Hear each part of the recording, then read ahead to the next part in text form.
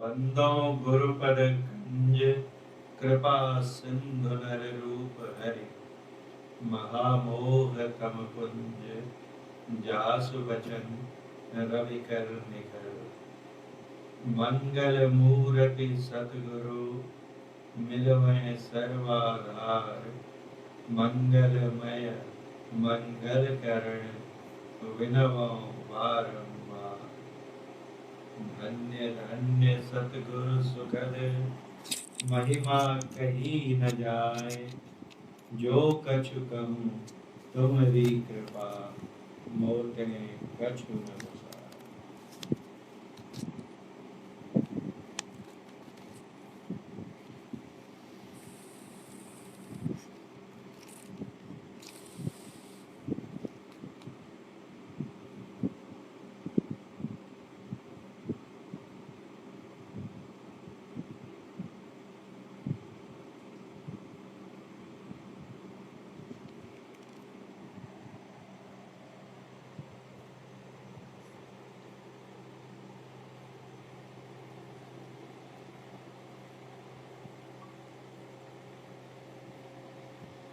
बोलिए प्रेम से श्री सद्गुरु महाराज की जय। समवेत समादरणीय सत्संग प्रेमी वृंद, आप सबों को सबसे पहले विक्रम संवत्सर के नव वर्ष की शुभकामनाएं।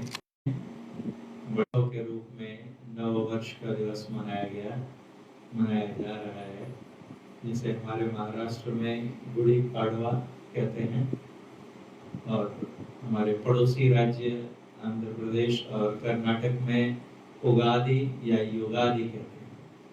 वहीं गोवा में इसे संसार पड़वा, संसार जो है अपभ्रंश है संवत्सर का, और पड़वा कहीं पे हम लोग पैरवा मतलब प्रतिपदा, किसी भी पक्ष के शुक्ल पक्ष हो या कृष्ण पक्ष, उसके प्रथम दिवस को पैरवा बोलते हैं। उसी से मिलता जुलता ये शब्द है पाड़वा, पाड़वा, पाड़ियो, पाड़वो। ये प्रतिपदा अर्थात चैत्र मास के शुक्ल पक्ष की प्रतिपदा को मनाया जाने वाला पर्व है। मान्यता ऐसी भी है कि आज के दिन ही ब्रह्मा ने सृष्टि निर्माण के कार्य का शुभारंभ किया और आधुनिक युग में महर्षि दयानंद जी ने आर्य समाज की स्थापना की थी। कहीं कहीं ऐसी भी कथा है कि भगवान श्री राम का राज्याभिषेक भी आज हुआ था। और ये जो संवत शुरू होता है, विक्रम संवत, जिसे हम भारत में नव वर्ष के रूप में मनाते हैं, और हमारी भारतीय सरकार भी उसे जो भारतीय कैलेंडर में, अगर जो भारत सरकार के द्वारा जारी कैलेंडर देखेंगे तो उसमें 2 दिन रखते हैं, एक ग्रेगोरियन कैलेंडर से जनवरी फरवरी, और एक उसका इक्विवेलेंट समतुल्य विक्रम संवत में दिया रहता है। तो विक्रम संवत, इसका नाम विक्रमादित्य से है। राजा विक्रमादित्य ने आज के दिन से एक पूजा करके और नए साल का प्रारंभ किया था, तो वहीं से विक्रम संवत कहते हैं। आज के दिन हम लोगों ने संत पलटू साहब की वाणी का श्रवण किया, जिसमें संत पलटू साहब कहते हैं कि मैं भक्तों के लक्षण बतला रहा हूं। भक्त के मैं कहूँ लक्षण, साधु करहु उचारण। हे साधुजन, आप सब विचार करें कि मैं आपके सामने भक्तों के क्या लक्षण होते हैं उनका वर्णन करता हूँ। और कहते हैं प्रथम दासातन करके, दास भाव से संत से हित लावन, संतों से अपना संबंध जोड़ते हैं, अर्थात संतों का संग करते हैं और संत सेवा करते हैं। रहत चलिके संत सेवा, तो कैसे? तन मन धन सब बोलते हैं, तन मन धन, तो वही द्रव्य, द्रव्य धन हो गया, धन संपत्ति, द्रव्य तन मन वारणम, अपने पास जो कुछ भी है सब उन पर वार देते हैं, उन पर समर्पित कर देते हैं। और एक पहर एकांत हुए के सुन्न ध्यान लगा, उनके पास भले तिलक कीजिए, स्नान पूजा कीजिए, संसार के कर्मों में भी चित्त लगाइए, ये सबसे मना नहीं करते हैं, तिलक के स्नान पूजा कर्म में चित्त लावना। क्योंकि संसार के कर्म अगर हम लोग नहीं करेंगे तो गुरु महाराज ने गीता की टिप्पणी में लिखा है कि संसार में भारी हानि उमड़ आएगी, चारों तरफ अराजकता की स्थिति बन जाएगी। इसलिए ये भी आवश्यक है कि हम सांसारिक कार्यों का निष्पादन करें और पूरी निष्ठा के साथ करें, पूरी ईमानदारी के साथ करें, लेकिन उसको वो सब करते हुए भी क्या कहते हैं, एक पहर पूरा दिन जो होता है कितने पर 8 पहर का दिन होता है, यानी 3 घंटे का एक पहर। उसमें कहते हैं कि एक पहर तो निकालिए जिसमें एकांत हो और कोई नहीं हो, सिर्फ आप हो। एक पहर एकांत हुए के जब शून्य ध्यान करते हैं, कबीर साहब ने कहा कि शून्य ध्यान सबके मन माना, तुम बैठो आत्म स्थान। शून्य ध्यान यदि हमारा बन जाए तब कहाँ होगा, क्या होगा? तो कहते हैं कि मन माना, मेरा मान गया है, आपका मान गया नहीं, कहते हैं सबका मान जाता है। जिनका भी शून्य ध्यान जम जाता है उनका मन मान जाता है। मन मान गया मतलब क्या हुआ कि अभी हमारा मन हमारा कहा मानता नहीं है। हम उसे समझाते हैं बहुत, लेकिन समय आने पर वो अपनी चाल चलने से चूकता नहीं है और हमको ढकेलता ही रहता है संसार की ओर में, विषयों के पंख में। ये हम में से प्रत्येक का अनुभव है। ये कब तक नहीं, आसन से दृढ़ता से बैठकर हाथ को सर ऊपर रख के ग्रीवा, मस्तक और धड़ को एक सीधी रेखा में रख के, और फिर क्या करो तो कहते हैं कि मेरे सर्वांग युक्त शरीर का ध्यान करो, मतलब मेरे पूरे शरीर का ध्यान करो।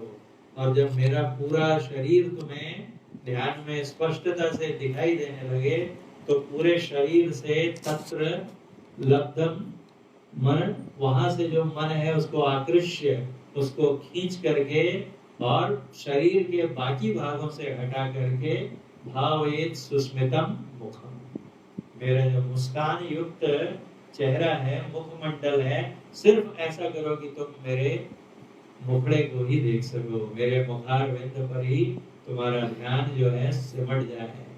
और फिर कहते हैं उसके आगे कि अब मेरे मुखार बिंद के दर्शन करना भी छोड़कर सामने देखना शुरू, नासाग्र में देखना शुरू करो। और यही है शून्य ध्यान।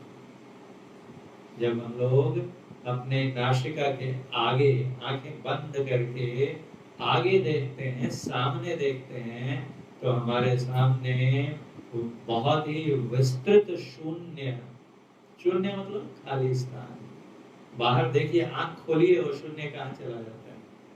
कहाँ है वो शून्य? आंख बंद करते ही अपने सामने कितना विशाल साम्राज्य है। कहाँ है वो? हमारे अंदर में ही है। आंख बंद करके, और उसमें गुरु ने जो युक्ति बताई है उस युक्ति का अवलंबन लेकर, और अगर हम देखते रहें तब क्या होगा कि जो आत्म स्थान, आत्मा का स्थान है, जहाँ आत्मा का स्थान है वहां पे अगर हमारी बैठक हो जाएगी, तुम बैठो आत्म स्थान, आत्मा का स्थान जो है इस शरीर में कहाँ है? तो कहते हैं कि जो आज्ञा चक्र है, या तीसरी आंख है, या दशम द्वार है, वहां पर आत्मा की बैठक है। वहां पर यदि हम पहुंच जाएं, हम पहुंच जाएं मतलब हमारे हाथ पैर नाक मुंह ये तो जहां है वहीं रहेंगे। क्या पहुंचेगा वहां? तो वहां हमारा ध्यान पहुंचेगा। वहां पर मन के साथ आत्मा जो है पहुंचेगी, और वो आत्मा की बैठक है। नैनो माही मन बसे, निकस जाए नवठौर। गुरु महाराज कहते थे कि जागृत अवस्था में जीव का वासा, आत्मा की बैठक आज्ञा चक्र में होती है। और वहां पे यदि हमारा ध्यान टिक जाए तब क्या होगा? तो सबके मन माना। यही जो मन बाहर दौड़ लगाता रहता है विषयों के उद्यान में, मनोमत्त गजेन्द्रस्य विषयोद्यानचारिण, उसको उसके मानने का आरंभ हो जाता है कहाँ पर, जब हम अपने को दशम द्वार में प्रतिष्ठित कर लेते हैं। तो शून्य ध्यान जो है यही है, बिंदु ध्यान ही शून्य ध्यान है। जिस समय ये घटित हो जाएगा उस समय हमें अपने आप पता चलेगा कि हमारे मन की भाग दौड़ विषयों में, जैसे गुरु पूज्यपाद महर्षि सतसेवी जी समझाया करते थे कि हमारा मन की तुलना कहते थे कि मनुष्य जो होते हैं तीन तरह के होते हैं, मक्खियों से उनकी उपमा देते थे। एक होती है गुबरैला मक्खी, एक होती है साधारण घरेलू मक्खी, और एक होती है मधुमक्खी। गुबरैला मक्खी जो होती है वो कैसी होती है, तो घर में पुआ पकवान भी पक रहा हो, लेकिन किसी कोने में बच्चे ने मल विसर्जन कर दिया, पैखाना कर दिया, तो जाके वहां पे बैठेगी और उसका गोला बना के, देखा भी इस बार मैंने किसको दिखाया था, उसको गोल गोल बना के और लुढ़काते रहती है, खेलती है उसके साथ। अच्छी अच्छी चीजों में उसका मन लगता ही नहीं, उसको वही पसंद आता है, मल पसंद आता है। तो जो विषयी पुरुष होते हैं उनका मन गुबरैला मक्खी की जैसा होता है, वो हमेशा विषयों की ओर ही भागता है, विषय रूपी जो मल है उसी में उनका मन लगा रहता है। और दूसरी होती है, उन्होंने कहा कौन सी, साधारण हाउस फ्लाई जिसको बोलते हैं, घरेलू मक्खी जो हमारे घर में रहती है। उसको देखिए कि अगर घर में गृहिणी अच्छे अच्छे व्यंजन पका रही है, लड्डू बन रहा है, रसगुल्ला बन रहा है, तो उस पे भी जाके बैठ जाएगी। और वहीं कहीं किसी कोने में घर पे वहां से उड़ी और जाके मल पर भी बैठ जाती है, कभी मल पे भी बैठ जाती है और कभी मिष्टान्न पर भी बैठ जाती है। तो हम जो सामान्य जन होते हैं उनका मन ऐसा ही होता है कि सत्संग में भी जाता है और विषयों में भी जाता है, दोनों तरफ घूमता रहता है। लेकिन एक होती है तीसरी, मधुमक्खी, वो कहाँ बैठती है, कुछ भी हो उसका, कहीं और कोई चीज उसे पसंद नहीं आती है, वो पुष्प का जो मकरंद होता है, पराग कण, वहीं पर जाकर बैठती है और वहां से क्या इकट्ठा करती है, पुष्प को बिना कोई हानि पहुंचाए। देखिए इतनी मधुमक्खियां हैं, अभी हमारे इसमें चीकू के पेड़ पे छत्ता लगा दिया है बड़ा, उनसे हटाना पड़ेगा, नहीं तो चीकू भी नहीं तोड़ सकते। अब देखिए वो दिन भर दौड़ती रहती हैं, कहाँ पर, फूल की ओर, अलग अलग फूल। जिस समय में जिस फूल की बहुलता है, आप देखेंगे कि शहद का रंग भी वैसा हो जाता है।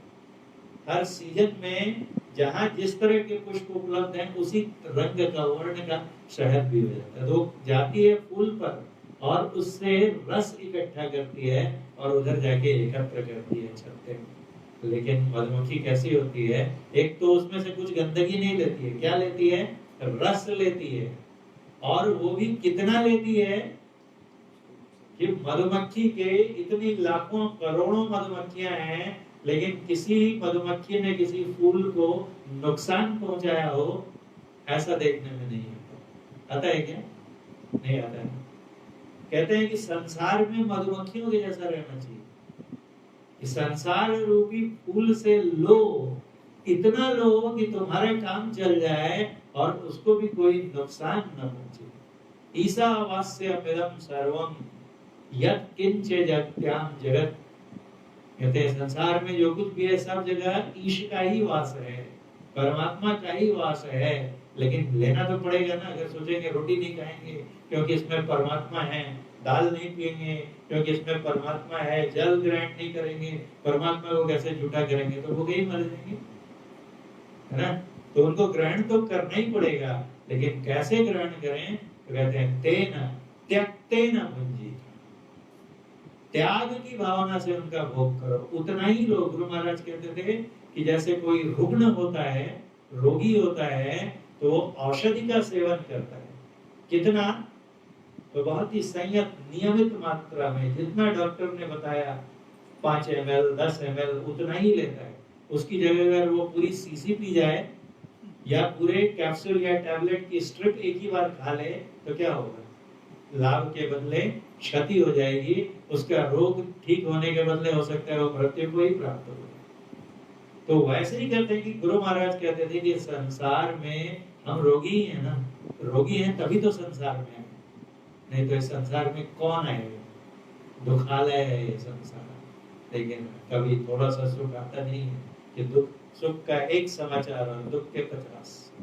तो कोई आना तो अपनी इच्छा से चाहता नहीं है, जबरदस्ती हमको भेजा जाता है। तो हम यहाँ पर आकर जो रोगी होते हैं, वही मानस रोग से जो ग्रसित होते हैं, वही संसार में आते हैं। यहाँ से छूटना है, हमें निरोग होना है। तो कहते थे गुरु महाराज की संसार के जो भोज्य पदार्थ हैं, भोग्य पदार्थ हैं, उनको औषधि के रूप में सेवन करो, उतना ही लो जितने से गुजारा हो, उधर आसक्त मत हो। तो मधुमक्खी मधु, वैसे ही हमारा मन जो है अभी गुबरैला या घरेलू मक्खी बना हुआ है, लेकिन जब ये दशम द्वार में जाता है, शून्य ध्यान इसका हो जाता है, तब ये मधुमक्खी बन जाता है। इसे कहते हैं मन का मानना, कि मन मान गया। अब बार बार मैं कहीं समझाऊं और ये सुनता है क्या? मन मानत नहीं मन मोरा साधो, मानत नहीं मन मोरा, नहीं मानता है।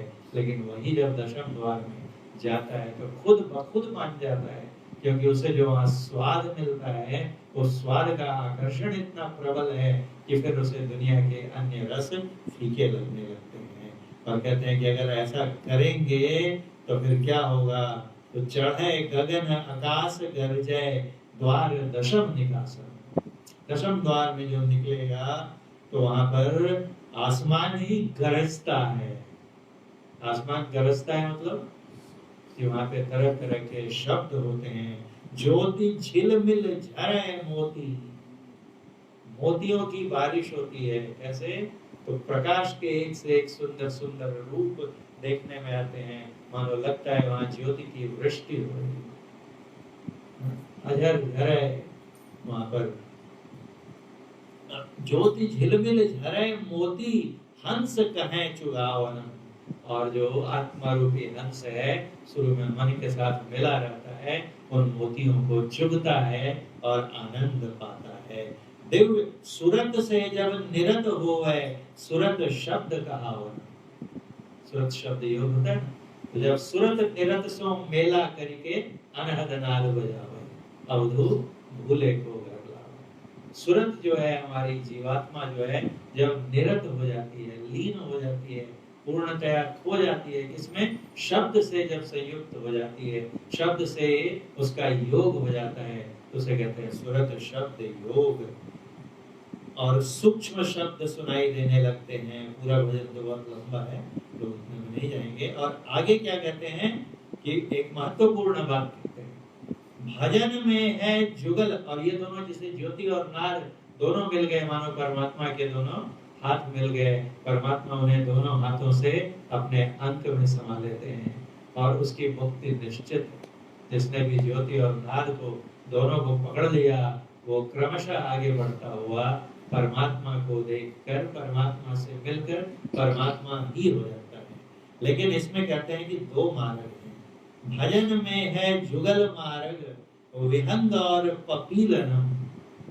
पपील मध्य सिद्ध कहिए, विहंग संत कहा।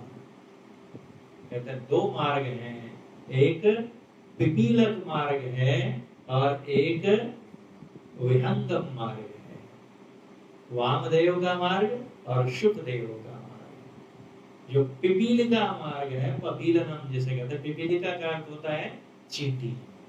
चींटी देखते हैं चढ़ती है, हठ पूर्वक पेड़ पर चढ़ना, नीचे से चढ़ते चढ़ते चढ़ती है, फिसल के गिर जाती है, फिर चढ़ती है, थोड़ा और ऊंचा चढ़ती है, गिर जाती है, करते करते नीचे से जाके ऊपर पहुंचती है। इसे कहते हैं सिद्ध, सिद्धों का मार्ग या हठ योग का। जो हठ योगी होते हैं, हठ के मार्ग से, हठ योग से वो सिद्ध करना चाहते हैं, तो नीचे से ऊपर चलते हैं। नीचे से ऊपर चलना मतलब कि वो मूलाधार चक्र से अपनी साधना आरंभ करते हैं। कहीं कहीं से क्रिया योग भी कर लिया।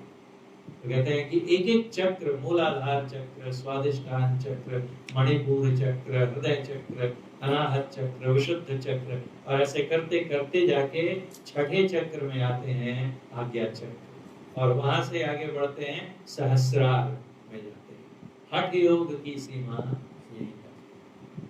इसके आगे उन्हें भी राजयोग के मार्ग पर ही आना पड़ता है, जिसे कहते हैं विहंगम मार्ग। विहंगम मार्ग क्या होता है? पक्षी कहाँ रहता है? पेड़ पर बैठा रहता है, ऊंचाई पर रहता है, और वहीं से आकाश में उड़ता है और फिर से पेड़ पर रखकर बैठता है। ऊपर से ही आकाश में उड़ता हुआ तरह तरह के दृश्यों का अवलोकन करता है, इसलिए उसे कहते हैं विहंगम मार्ग। तो जो हम लोग दृष्टि ध्यान करते हैं, दृष्टि योग करते हैं, उसमें हमारे ध्यान का राजयोग का आरंभ ही होता है कहाँ से? आज्ञा चक्र से। छठे चक्र से शुरुआत ही होती है। तो कुछ लोगों का कहना है कि छठे चक्र से शुरुआत ही करेंगे तो पांचों चक्र में जो नीचे के 5 चक्र हैं उनमें ध्यान करने के जो लाभ हैं वो आप उनसे वंचित रह जाएंगे। तो भगवान शिव ने कहा नहीं, ऐसा नहीं है। यानी यानी ही प्रोक्तानि पंचपद में फलानि वै तानि सर्वाणि सुतराम एतच्च ज्ञानात् भवति। कहते हैं कि पांचों चक्रों में ध्यान करने का जो जो फल होता है वो तानि सर्वाणि, वे सभी उपलब्ध हो जाते हैं। किसको? सुतराम, आसानी से, सरलता पूर्वक। किसे? तो जो यहाँ पर छठे चक्र में ध्यान करता है। कहते हैं पपील मध्य सिद्ध कहिए, जो पिपीलिका मार्ग का अनुसरण करते हैं वे सिद्ध कहलाते हैं। और अंत संत कहावन, और वो आगे बढ़ते बढ़ते बढ़ते बढ़ते जब वो भी विहंगम मार्ग को अपनाते हैं तब कहीं अंत में, अंते मतलब जो दूसरा वाला है विहंग, विहंग संत कहावन, विहंगम मार्ग का जो अनुसरण करते हैं, अनुगमन करते हैं, वो संत कहलाते हैं। संतों का दर्जा बहुत ऊंचा है सिद्धों के दर्जे से। देखिए क्या कहते हैं, अनेक जन्म जब सिद्ध हुए अंत संत कहावन। कहेंगे मतलब कह देने से संत थोड़ी हो जाता है। संत कहलाने के योग्य होते हैं, अधिकारी होते हैं। कौन? तो अनेक जन्मों तक जो सिद्ध होते होते होते होते तब जाकर कहीं वो संत बनते हैं। अर्थात संतों का जो दर्जा है सिद्धों से बहुत ऊपर है, और हम सिद्धियों को पकड़ के ही आकलन करने लग जाते हैं। ये बड़े पहुंचे हुए महात्मा है, बड़ी मुश्किल है। इसलिए दादू साहब ने कहा, दादू जाने न कोई संतन की गति कोई, संतों की गति गुप्त है। हम क्या देखते हैं कि फलाना महात्मा, साधु महात्मा ने ये चमत्कार दिखा दिया, उसको ये रोग था ठीक कर दिया, उसको बिना किसी का नाम लिए हुए वो देखिए बहुत सारे चमत्कार दिखाते हैं, सिद्धियों का प्रदर्शन करते हैं, भयंकर रोगों से मुक्ति दिला देते हैं, मरे हुए को जीवित कर देते हैं। ये भी सिद्धि के अंतर्गत ही आता है। संतों की पहुंच इनसे बहुत ऊपर होती है। मैं बार बार कहता हूँ, हम लोग संत इसी से इन्हीं को मानने लग जाते हैं कि उन्होंने किसी मृत को जीवित कर दिया। मृत को तो देवता भी जीवित कर देते हैं। कितनी कहानियां हैं पुराणों में कि कोई मर गया और उनको इंद्र देवता ने, वरुण देवता ने, किसी माता ने आई और मर गया, रो रहे हैं, और उन्होंने बोला जी जाओ, और वो जिंदा हो जाता है। तो क्या संत देवताओं के बराबर ही हैं? देवलोक, अभी कल परसों ही पोस्ट हुआ था जिस पे श्याम आया था कि गुरु महाराज ने कहा है कि स्वर्ग आदि जितने भी लोग हैं, ब्रह्मा विष्णु महेश के, ये सब मुख्यतः सहस्रार में ही हैं, और सिद्धों की पहुंच भी यहीं तक है। अर्थात सिद्ध का प्रदर्शन जहां आपको दिखता है। और मुश्किल क्या है कि बहुत बड़े बड़े लोग जिनकी बहुत ख्याति है, उनके किस्से सब जगह सुनाए जाते हैं चमत्कार के, कि यहाँ थे, कमरे में अपने को बंद कर लिया और यहाँ से वहां पहुंच गए, बैठे बैठे शरीर अंदर में है और वहां की खबर लेकर आ गए। ये सब जो कारनामे हैं ये तो सिद्धों को हासिल होते हैं। और उनके लिखी हुई जब टीकाएं पढ़ेंगे तब आपको आश्चर्य होगा कि उसी भगवत गीता की टीका लिखी गई है, बहुत सुंदर टीका है, कई भागों में लिखी गई है, लेकिन जब अंदर में जाकर आप उनका अध्ययन करेंगे तो पता चलेगा ये सहस्रार के ऊपर की बात करते ही नहीं, वहीं तक उनकी पहुंच है और वहीं को वो परमात्मा दर्शन मान लेते हैं या मोक्ष मान लेते हैं। क्योंकि जिससे ऊपर पहुंचे नहीं तो ऐसा लगता है कि बस सब कुछ यही है, कुछ तो ये ऐसे ही बताते हैं। एक हमारे बीच में ऐसे भी मत आ गए, बंद करो और वहां पर देखो तो प्रकाश की जो ज्योति पुंज दिखाई देगा, बहुत से तारे झिलमिलाते दिखाई देंगे, वही आत्मा का लोक है और वही परमात्मा दर्शन। अब लीजिए, तो इसलिए इन सब ऐसा करके जांच करके हम पता कर ही नहीं सकते। सबसे बड़ा सत्य ये है कि इस तरह के जो है हमारे परीक्षणों से हम कभी पता नहीं कर सकेंगे कि कोई संत है या नहीं है। अपनी बुद्धि लगाएंगे, अपना आकलन, मैं अपने अनुभव के आधार पर कहता हूँ कि ये पूर्ण संत थे, पूर्ण संत थे। अपने अनुभव के आधार पर मात्र वही कह सकते हैं जो स्वयं संत हो। गुरु महाराज ने लिखा है कि अगर आप गुरु की पहचान ही कर लिए तो गुरु करने की आवश्यकता ही नहीं है आपको, क्योंकि आपने अगर सच में पहचान लिया अनुभव में कि ये पक्के सदगुरु हैं, तो पक्के सदगुरु को वही पहचान सकता है जो स्वयं पक्का सदगुरु, जिसकी स्वयं की साधना इतनी ऊंची उठी हुई हो, तो फिर उसको गुरु करने की क्या आवश्यकता। इसलिए ऐसे जितने भी कथन हैं ये सब भ्रामक हैं। इन पर संतों का पता साधना करते करते करते अंत में ही जहां तक हम पहुंचेंगे वहां तक पहुंचे हुए साधु महात्माओं को पहचान सकते हैं। उसके ऊपर के महात्माओं की पहचान हमसे असंभव है, दुष्कर नहीं, असंभव है। इसलिए कहा दादू जाने न कोई संतन की गति कोई। और तुलसी साहब ने तो कहा कि जो कोई कहे साधु को चीन्हा तुलसी हाथ कान बंद कर लेते हैं। ये बाप रे बाप, छोड़ो, इससे मिथ्या कथन और कुछ नहीं हो सकता। तो सिद्ध अनेक जन्म जब सिद्ध होवे अंत संत कहावनम, और सिद्ध से जब संत होवे आवागमन मिटावनम। संत हरि के निकट रहते, देखिए कैसी कैसी बात कर रहे हैं संत पलटू साहब। कुछ लोग ऐसा भी कहते हैं, अरे इनको तो मार दिया गया, काहे के संत थे। संत तो मीराबाई थी कि उनको विष का प्याला दिया गया और उसको भी पिया और अमृत में बदल दिया, और ये तो षड्यंत्र के द्वारा मारे गए। तो ये कौन से संत है। पलटू साहब संत है ना, गुरु महाराज उनको पूर्ण संत मानते हैं। उनकी वाणियां पढ़ी, उन्होंने स्पष्ट लिखा है, अभी वो यहाँ नहीं ला सकते कि हमने वहां सार शब्द के पार का पद देखा है। पूर्ण संत थे और उनकी कथा सुनिए। अयोध्या में उनको मार दिया गया, तो क्या वो अपनी मृत्यु से अपनी रक्षा नहीं कर सकते थे। दोनों तरह के आचरण संतों के देखे जाते हैं कि कभी वो स्वेच्छा से मृत्यु का वर्ण करते हैं और कभी ऐसा भी दिखाते हैं, जैसे कबीर साहब की 72 कस्में।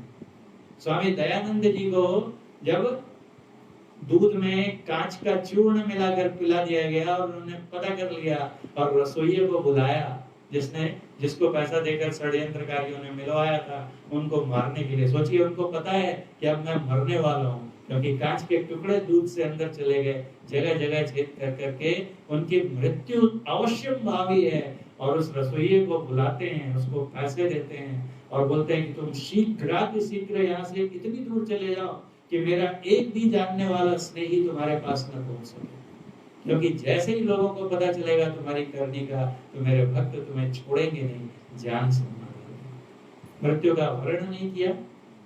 ईसा मसीह, कितने ऐसे उदाहरण हैं जहां संतों को षड्यंत्रकारियों ने मारना चाहा और संतों ने अपनाया मृत्यु को। दोनों तरह के उदाहरण हैं। तो सिर्फ इसलिए कि किसी को किन्हीं ने मार दिया तो वो संत नहीं है, ऐसा कहना अपनी अनभिज्ञता का, अल्पज्ञता का परिचय है। दास बिंदु में संत हरि के निकट रहते, सिद्ध से हरि दूरिणम। संत जो है हरि के निकट होता, हरि ही होते हैं, निकट क्या कहेंगे। और सिद्ध से हरि दूरिणम, जो सिद्धियों का प्रदर्शन करते हैं, सिद्ध हैं, हरि उनसे दूर ही रहते हैं। सिद्ध चिंता रहत निसिदिन, और संत भजन अचिंतन। चिंता मुक्त होकर रहते हैं। दास पलटू विंदु में कह नाद बोले, रैन दिवस सुहावन। क्या दिन क्या रात, दिन होली रात दिवाली, उनके लिए तो रोज ऐसा ही संतों की जरूरत है। दास पलटू होय ऐसन, सोई विष्णु स्वरूपनम। राम नाम जही मुखन ते, पलटू होय प्रकाश। ऐसे जिनके मुख से राम नाम प्रकाशित होता है, तिनके पद वंदन करो। देखिए कितनी महिमा देते हैं संतों को। कहते हैं तिनके पद वंदन करो, वो साहिब मैं दास। ऐसे संत जो हैं वो साहब हैं, मालिक हैं, और मैं उन स्वामी हैं, और मैं उनका दास हूं। आगे उससे भी बड़ी बात कहते हैं, राम नाम यही उच्चरै, तेहि मुख देहु कपूर। ये राम नाम कौन सा? सर्वव्यापक राम नाम। राम अर्थात पूरी सृष्टि में रमने वाला सर्वव्यापक नाम जो है परमात्मा का। तो कहते हैं पलटू तिनके नफर की, पनही का मैं दूर। नफर कहते हैं दास को। कहाँ ले जा रहे हैं अपने को? देखिए कितनी महिमा संतों की देते हैं कि जो सर्वव्यापक नाम का ध्यान करते हैं, उनके नफर की, उनकी नहीं, उनके सेवक की, ऐसे संतों की जो सेवा में रहते हैं, उनके, उनका भी नहीं, उनकी पनही। पनही किसे कहते हैं? पादत्राण, जूता चप्पल जो पहनते हैं।